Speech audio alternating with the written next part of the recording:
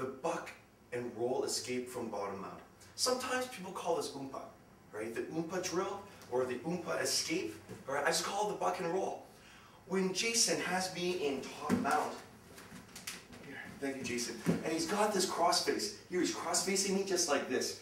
I need to go and I need to attack this cross face. Here, this side. What I'm going to do is I'm going to pull this shoulder up off of my chin. Why? So I can breathe, so I can turn my head. Then I keep my feet as close to Jason as possible here, right? Or close to my hips as possible. It's going to give me a higher bridge. From here, what I'm going to do is I'm going to bridge Jason up here, just a little bit. Just a little bit. I'm going to bridge him up like this, here. From here, what I need to do is I need to drive Jason up here this way. It's like I'm trying to put his forehead to the mat. So I bridge him up this way, and then I turn, so I bridge him this way here. All right? The key to this is without Jason is to bring his weight up.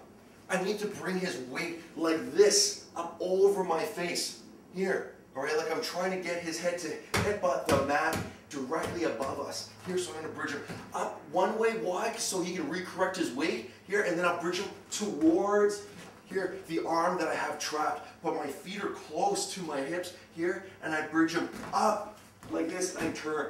A common cue for me as an instructor when I watch my students do this is that they should finish in 90 degrees. What do I mean by that?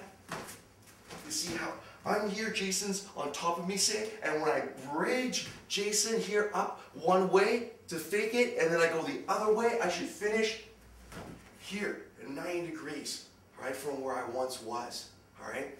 The most common mistake when people do the buck and roll is they try to turn the mat to the side.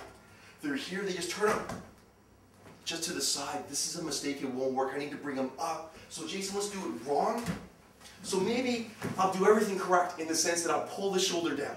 I'll bring my feet close to me. I'll even bridge him a little bit to the wrong direction just to fake him. So then I turn this way. I try to turn him. I try to turn him.